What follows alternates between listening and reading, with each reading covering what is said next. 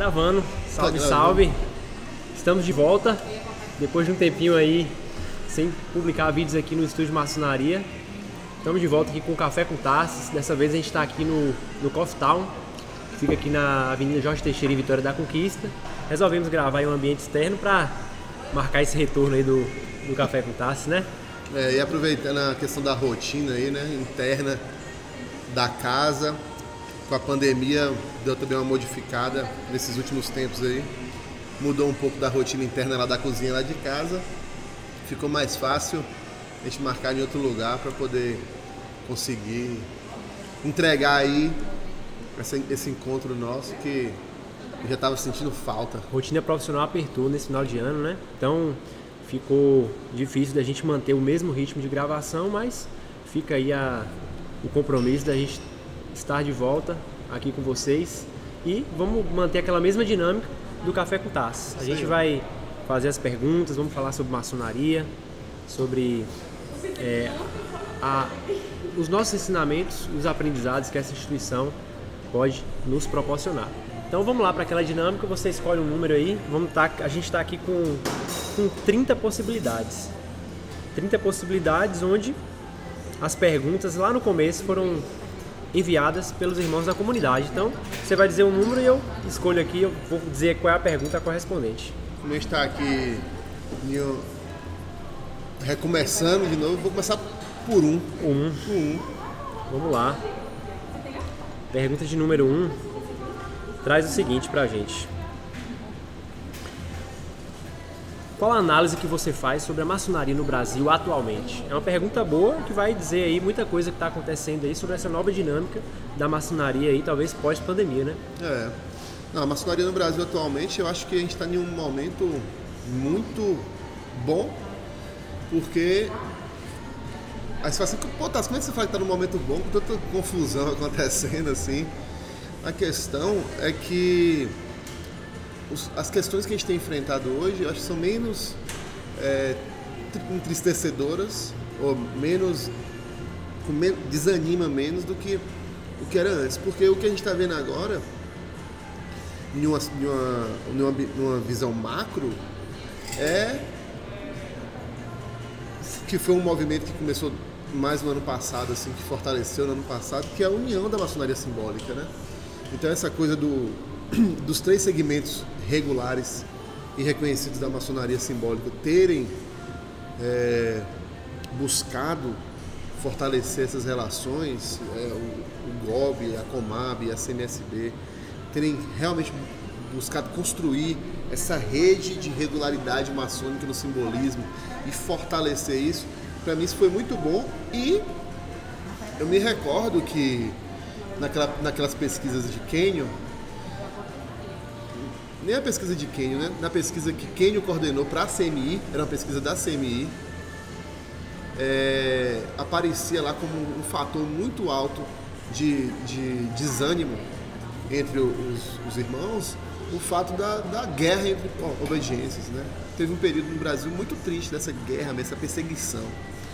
E agora, realmente, pelo menos na parte da loja simbólica, eu acho isso que é muito existe bom. E a gente tem que lembrar assim que a maçonaria, ela, no que pese eu preferi gostar muito dos altos graus, a maçonaria, na maior parte do tempo, o maçom está na sua loja simbólica.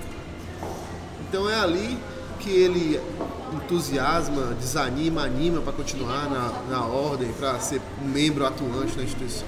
E a vivência é mais frequente. No que pese aos altos graus, a gente está sofrendo aí muitas oscilações no rito de Orc, tem sido muitas oscilações. No entanto, eu vejo também um horizonte de solucionar tudo isso com muita tranquilidade. Então, eu acho que a maçonaria no Brasil hoje está vivendo um bom momento.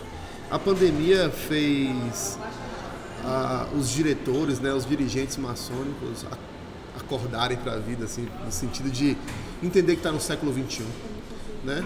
Porque a minha visão era que os diretores da maçonaria ainda, por serem irmãos de uma outra geração mesmo, ainda não tinham compreendido as transformações que o século XXI e a tecnologia imprimiu na sociedade, e ficava parecendo que a maçonaria estava descolada disso, a maçonaria estava fora dessa transformação que estava acontecendo, e a pandemia efetivamente nos jogou em direção a essa realidade, a questão das reuniões online, a questão disso que está acontecendo, né, de a gente estar utilizando as ferramentas digitais, a internet, para falar tranquilamente sobre maçonaria, com liberdade, com tranquilidade.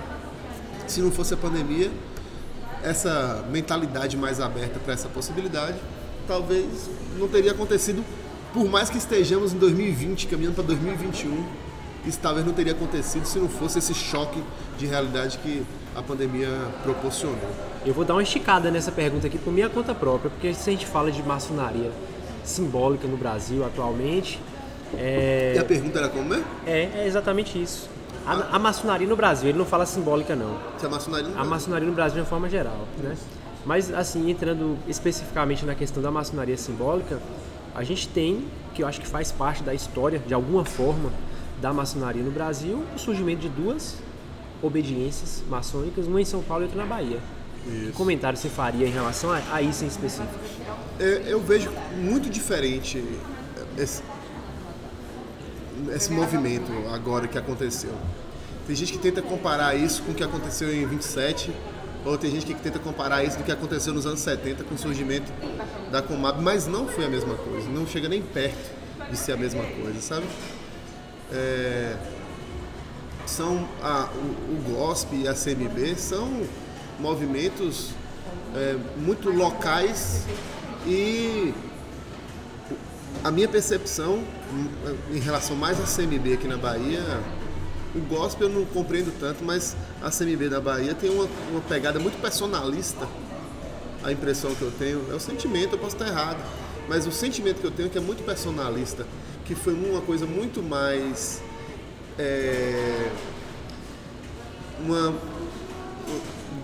do caráter pessoal, que acabou tomando uma proporção maior. E aí isso foi trazendo algumas insatisfações pontuais institucionais que foram catalisadas por essa questão pessoal, do que uma grande divergência institucional mesmo, assim, um movimento institucional, sabe? Tanto que, pelo que eu consegui perceber, não foi uma debandada em massa. Por exemplo, quando tem aquele movimento de 27, que a gente só tinha o Grande Oriente do Brasil, por exemplo. Então, qual é a leitura possível, né? Se a gente for olhar aqui na Bahia, por exemplo, o GOB Bahia, ele é mais novo do que a Grande Loja. Por quê? Quando surge a Grande Loja, todas as lojas da Bahia saíram do Grande Oriente do Brasil. Então isso é muito significativo. A adesão foi... Quando surge o processo dos anos 70, que a Comab vai sendo construída, os Grandes Orientes declaram independência, o GOB em Minas, por exemplo, acaba. Né? Não é que teve um racha, foi uma debandada, foi um grande adeus mesmo que a galera deu pro GOB, assim. Então, o Grande Oriente de Minas, o GONG, né, surge e o GOB acaba em Minas, o GOB precisa se reconstruir. Não é meia dúzia de loja insatisfeita que sai e diz que está fazendo um movimento, né, de insatisfação. Eu vejo legitimidade em toda insatisfação, em toda revolta, em toda... meu coração tende a compreender isso, mas aí querer dar um véu de legitimidade, ou melhor, de regularidade sobre isso, aí acho que força a barra um pouco. O GOSP eu nem sei tanto, o GOSP eu preciso pensar mais, estudar mais em relação ao GOSP. No que pese, neste momento, eu entender que estão fora do processo de regularidade e reconhecimento. Isso é um fato. Isso é um fato. Mas, olhando ali direitinho, talvez eu descubra alguma coisa. Agora, a CMB é claramente, a forma que ela origina não é dentro da tradição de regularidade maçônica. né? Não é uma união de lojas que formam uma obediência e tal. Então, é um assunto polêmico, né? Mas não poderia deixar de ser comentado também para não sair desse contexto. E eu não deixo de falar de nada, nunca corri de assunto polêmico na vida. Dou minha opinião, posso estar errado, esse vídeo vai ficar aí. Se daqui 10 anos eu mudar de opinião, eu venho e falo, ó, tava errado 10 anos atrás e tal. Isso pra mim também não é problema nenhum, rever minhas opiniões. Mas hoje, nesse momento, a minha leitura que eu faço é essa. Perfeito. E de tudo que eu já estudei e aprendi, eu não consigo perceber um horizonte onde isso mude, né? Eu não consigo perceber um horizonte onde a CMB vai ficar regular no futuro, por exemplo. Porque começou ruim, começou errado. Perfeito. Então vamos... E o que começa errado, Marcelo, assim, quando eu falo que começa errado, não é começou errado porque brigou, não. A Comab começou brigando, a CMB começou em função de uma briga. Não é a briga que trata a coisa. Quando eu falo começou errado, não é porque brigou. É porque brigou e tinha uma forma de fazer a coisa certa depois da briga, que não foi feita a coisa certa. Então, os procedimentos a serem tomados posteriormente não foram tomados da forma correta, de modo que não construiu um caminho para se lutar por regularidade no futuro. Começou errado mesmo. Sobretudo dentro do próprio estado em que ela está inserida. Exatamente. Né? Vamos ver o que acontece aí. Mas é isso. Vamos partir para mais uma. E aí você fala o número e eu trago a pergunta aqui. Vou fazer 1, 2, 3. 3, 2. Vamos lá. Como explicar maçonaria para os mais jovens e recém-iniciados? A gente tem que sempre partir daquela compreensão clássica, né? Posso falar assim, maçonaria como escola de moralidade, de alegorias ilustradas por cima. Que é geral, independente da idade. Independente da idade, mas os jovens precisam entender isso primeiro, porque todo mundo precisa entender isso primeiro. Agora, eu acho que um tema importante a ser tratado hoje é os millennials, né? E principalmente a geração Z aí que está chegando, quem nasceu aí já conectado, igual minha filha mesmo, ela sabe usar a internet, ela sabe usar o tablet, ela tem 3 anos de idade, sabe ligar para minha mãe quando está com saudade pelo tablet dela. A gente está em 2020. Quem nasceu em 2000... Ano que vem tá entrando na maçonaria. Já pode estar, né? Ano que vem vai entrar na maçonaria, vai começar a entrar na maçonaria. Quem nasceu nos anos 2000. A depender de qual seja a obediência, já pode ser maçom. Já pode ser maçom. Se eu não me engano, o Gobi é com 18 anos. O Gobi com 18 anos já pode. Pois é. Não é tão comum iniciar, mas... Claro. Mas eu sempre considerando o recorte da Demolei, né? Do 21 sem o Demolei, e aí pra mim já tá legal pra entrar na maçonaria. Eu sou meio... Ó, pra você ver, eu sou meio conservador nesse aspecto, pra você ver, né? Eu não acho tão legal... Por exemplo, interromper a jornada de Demolei ativo pra virar maçom. Por mais que possa, não vejo vantagem. E eu também não vejo vantagem, por exemplo... Pode iniciar com 18 anos na maçonaria? Pode. Mas eu preferiria iniciar esse garoto na Demolei. Inicia ele na Demolei com 18 anos. Mesmo que a jornada dele lá na Demolei vai ser um pouco encurtada, mas ele vai ter uma experiência. Inicia na Demolei com 18 anos. Inicia na Demolei com 18 anos, tem uma vivência interessante ali ainda. E posteriormente ele vai pra maçonaria com 21, 22. Eu acho muito melhor do que botar. Você vê. Então, eu falo que eu sou conservador nisso, mas não sei se é tão conservador assim, porque, na verdade, eu estou vendo uma progressão para ele mais interessante. Sem contar que, assim, é um fluxo que a própria instituição apoia, né? A maçonaria, a Demolei está no contexto da maçonaria, então talvez seria... E outra coisa... Eu gosto de enxergar por esse ponto de continuidade. Não tem sindicância melhor. Você viu aquele cara de 18 anos, eu posso inserir na maçonaria, minha obediência permite? Posso. Mas que tal se eu desse um estágio para ele antes de contratar? Eu vou botar ele no estágio antes de contratar. Bota no Demolei e vamos ver como é que ele desenvolve. Se ele mandar bem lá, naturalmente ele vem para cá, né? Ainda mais nessa perspectiva da maçonaria para jovens, né? Eu ia falando da geração Z, numa compreensão de que hoje cada vez mais existe uma tendência ao individualismo. Isso é muito claro, né? E eu não sei explicar por quê. Preciso ler mais Bauman aí, com essa teoria dele das relações líquidas e tal. Mas é forte essa tendência ao individualismo, né? E a maçonaria ainda é um ambiente que nos conecta um com os outros. E eu tenho pensado cada vez mais na maçonaria na perspectiva de rituais sagrados de transição. Eu tenho refletido muito sobre como é importante ter rituais na vida da gente que vai marcando esses momentos da nossa vida. E os rituais favorecendo isso. Cada vez mais a gente vive uma vida conectada com o sagrado, né?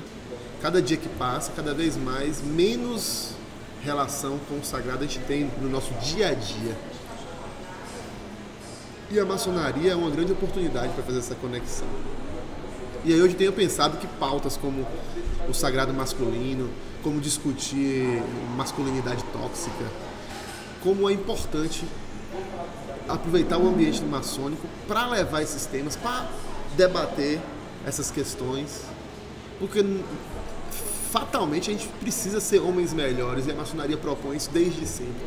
Mas que homens melhores a gente precisa ser nessa realidade que está se apresentando para a gente? O que precisa ser discutido hoje, né? O que precisa ser trazido na pauta?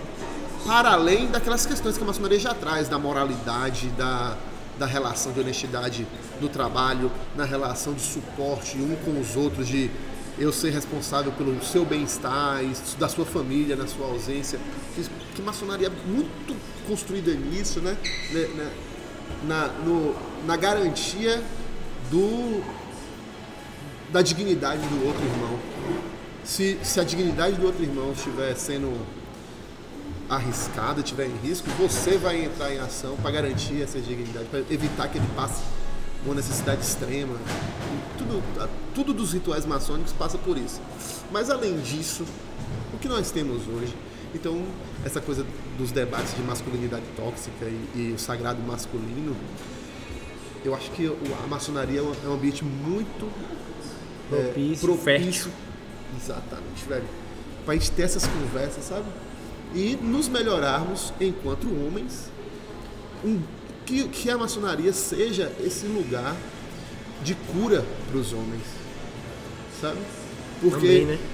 Porque que a gente vive numa sociedade adoecida, isso está aí colocado para todos. Adoecida e que adoece as pessoas, né? Com todas as pressões do dia a dia, de círculo vicioso. Do trabalho, das obrigações, da rotina. E aí você ter um ambiente onde você pode ir para desacelerar, para conectar com o seu sagrado, conectar. E quando eu falo do sagrado é o eu maior, é o seu eu verdadeiro, escolhe o nome, né? Mas quando você faz essa conexão com o seu sagrado através da execução de um ritual, e que para mim isso é fundamental, o ritual vai nos conectando com aquelas ideias, nos conectando uns com os outros, criando afeto em um mundo cada vez mais desconectado, onde as pessoas estão cada vez mais desconectadas umas das outras. A gente vai para a loja maçônica e nos conectamos. E criamos afeto um com o outro, criamos o que a gente chama na maçonaria de amor fraternal. Fortalecendo o vínculo de amizade. Fortalecendo o vínculo, os relacionamentos. Então, velho, se existe um momento em que maçonaria é bem necessária, esse momento tem sido agora. Tem sido agora. Porque se a gente vem dessa herança de uma instituição que está aí trabalhando desses modelos que a gente conhece hoje, pelo menos há 300 anos, a sociedade não sofria a carência que sofre hoje. O mundo é outro, completamente diferente. E hoje, eu acho que tem muito mais necessidade. Realmente, particularmente compartilhando, a nossa loja, a minha loja, né, é uma loja que tem uma média de idade baixa. E quando você falava aí sobre a questão de por exemplo, a possibilidade de um jovem de 18 anos entrar na maçonaria, isso também se conecta com a questão do círculo de amizades que ele tem. Naturalmente, um jovem de 18 anos vai ter o círculo de amizade predominado por outros jovens dessa mesma faixa etária. Então, dificilmente ele vai conseguir, não que seja impossível, mas dificilmente ele vai conseguir se inserir, né, nesse contexto da maçonaria, embora não haja nenhuma limitação legal. Mas as propostas são outras, né? Eu acho que a Demolei tem um programa de desenvolvimento que está adaptado para aquela... que está mais conectado, mais favorável para o que um adolescente está buscando. Eu vou até deixar uma pergunta aqui para os irmãos, para vocês comentarem aqui nesse vídeo, qual é a idade do maçom mais jovem da sua loja. Comenta aqui, só para a gente matar essa curiosidade aí e ver como é que é a realidade de cada uma das lojas. Na nossa loja, o mais novo tem 21, que é exatamente o limite, né? Então, é isso. Vamos encerrar esse vídeo. Agradecer aí para você que assistiu até o final. E deixa o recado final, como é que é? Como é que é a pegada do YouTuber, né? A pegada do YouTuber. Então, lembrando sempre, esse vídeo foi relevante para você. Se gostou da conversa que a gente teve aqui hoje, dá um like.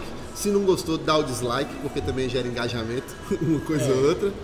E deixe seu comentário, responda a pergunta que Marcelo fez e se inscreva no canal. Quanto mais gente tiver inscrito no canal, mais ferramentas vai liberando no YouTube pra gente incrementar aqui o trabalho que a gente está fazendo. Muito obrigado e até a próxima. Voltaremos em breve aí com mais um episódio do Café com Taças. Vê aí se deu certo.